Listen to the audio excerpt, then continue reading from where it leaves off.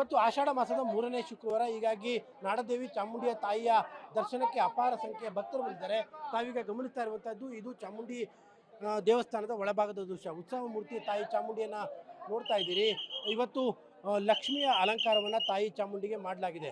ಇವತ್ತು ಆಷಾಢ ಮಾಸದ 3ನೇ ಶುಕ್ರವಾರ. ಆಷಾಢ ಮಾಸಗಳಲ್ಲಿ ತಾಯಿ ಚಾಮುಂಡಿಯ ದರ್ಶನ ಮಾಡಿದರೆ ಒಳಿತಾಗುತ್ತೆ ಅನ್ನುವಂತಹ ಅಪಾರವಾದಂತಹ ನಂಬಿಕೆ ಇದೆ. ಹೀಗಾಗಿ ಅಪಾರ ಸಂಖ್ಯೆಯ ಭಕ್ತರು ಇವತ್ತು ಕೂಡ ಮೈಸೂರಿನ ಚಾಮುಂಡಿ ಬೆಟ್ಟಕ್ಕೆ ಬಂದಿದ್ದಾರೆ.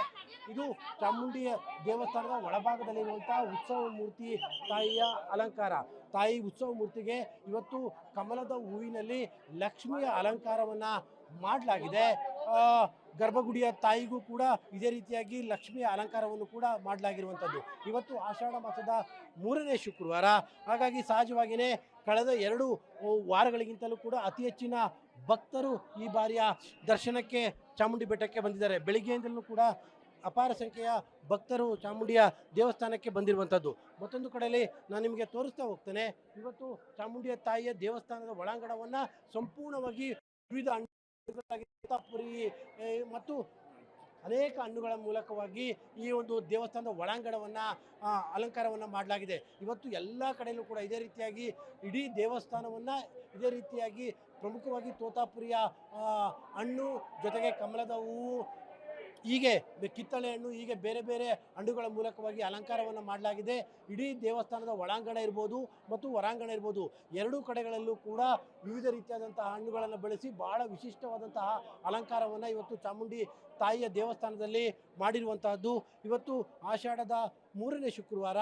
ಹೀಗಾಗಿ ಸಹಜವಾಗಿಯೇ ಎಕ್ಸ್ಪೆಕ್ಟೇಷನ್ಗಿಂತಲೂ ಕೂಡ ಅಧಿಕ ಸಂಖ್ಯೆಯ ಭಕ್ತರು ಚಾಮುಂಡಿಯ ತಾಯಿಯ ದರ್ಶನಕ್ಕೆ ಬಂದಿದ್ದಾರೆ. ಇವರೆಲ್ಲರೂ ಕೂಡ ದೇವಸ್ಥಾನದ ಒಳಾಂಗಣದಲ್ಲಿರುವಂತಹ ಅಪಾರ ಸಂಖ್ಯೆಯ ಭಕ್ತರು. ಬೆಳಗ್ಗೆಯಿಂದಲೂ ಕೂಡ ಬಹುತೇಕರು ಧರ್ಮದರ್ಶನಕ್ಕೆ ಬಂದಿರುವಂಥವರು, ಜೊತೆಗೆ 2,000 ರೂಪಾಯಿನ ಕ್ಯೂ ಇರುವಂಥದ್ದು, ಜೊತೆಗೆ ಮೆಟ್ಟಲುಗಳನ್ನು ಏರಿ ಬಂದಿರುವಂಥವ್ರು ಎಲ್ಲರೂ ಕೂಡ ಒಳಾಂಗಣಕ್ಕೆ ಬರ್ತಾ ಇದ್ದಂತೆ ಒಂದೇ ಸಾಲಿನಲ್ಲಿ ಸೇರಿಕೊಳ್ತಾರೆ. ಹೀಗಾಗಿ ಭಕ್ತರ ಸಂಖ್ಯೆಯು ಕೂಡ ಅತಿ ಹೆಚ್ಚಿನ ಸಂಖ್ಯೆಯಲ್ಲಿದೆ. ನೀವು ಇನ್ನೊಂದು ಭಾಗದಲ್ಲಿ ಗಮನಿಸ್ತಾ ಇರುವಂಥದ್ದು ವಿವಿಧ ಹಣ್ಣುಗಳ ಮೂಲಕವಾಗಿ ದೇವಸ್ಥಾನದ ಆವರಣವನ್ನು ಬಹಳ ಅದ್ಭುತವಾಗಿ ನಯನ ಮನೋಹರವಾಗಿ ಈ ಬಾರಿ ಅಲಂಕಾರವನ್ನು ಕೂಡ ಮಾಡಲಾಗಿದೆ. ಪರ್ಟಿಕ್ಯುಲರ್ ಆಗಿ ತೋತಾಪುರಿಯ ಹಣ್ಣು ಮತ್ತು ಕಿತ್ತಳೆ ಹಣ್ಣು ಜೊತೆಗೆ ಕಮಲದ ಹೂವು, ಹೀಗೆ 3 ಪ್ರಕಾರದ ಹಣ್ಣುಗಳನ್ನು ಬಳಸಿ ಈ ಬಾರಿಯ ಅಲಂಕಾರವನ್ನು ಬಹಳ ವಿಶಿಷ್ಟವಾಗಿ ಈ ಬಾರಿ ಮಾಡಿರುವಂಥದ್ದು. ಅದಕ್ಕೆ ತಕ್ಕಂತೆ ಅಪಾರ ಸಂಖ್ಯೆಯ ಭಕ್ತರು ಕೂಡ ಬಂದಿದ್ದಾರೆ. ಸಾಮಾನ್ಯವಾಗಿ ಆಷಾಢದ ಶುಕ್ರವಾರಗಳಂದು ಶುಕ್ರವಾರ, ಶನಿವಾರ, ಭಾನುವಾರ 3 ದಿನಗಳು ಕೂಡ ತಾಯಿಯ ಚಾಮುಂಡಿಯ ದರ್ಶನಕ್ಕೆ ಬರಬೇಕಾದ್ರೆ ಲಲಿತ್ ಮಹಲ್ ಹೆಲಿಪ್ಯಾಡಲ್ಲಿ ವೆಹಿಕಲ್ಗಳನ್ನು ನಿಲ್ಲಿಸಿ ಅಲ್ಲಿಂದ ಬಸ್ಗಳ ಮೂಲಕವಾಗಿ ಬರಬೇಕು. ಇವತ್ತು ಕೂಡ ಅದೇ ರೀತಿಯಂಥ ಪ್ರೊಸೀಜರ್ ಇದೆ. ಅದರ ನಡುವೆಯೇ ಬಹಳ ಯಾಕಂದರೆ ಇನ್ನೊಂದು ವಾರ ಮಾತ್ರ ಬಾಕಿ ಇರೋದು. ಹಾಗಾಗಿನೇ 3ನೇ ವಾರ ಇವತ್ತು ಭಕ್ತರ ಸಂಖ್ಯೆ ಕ್ಷಣಕ್ಕೂ ಕೂಡ ಆಗ್ತಲೇ ಇದೆ.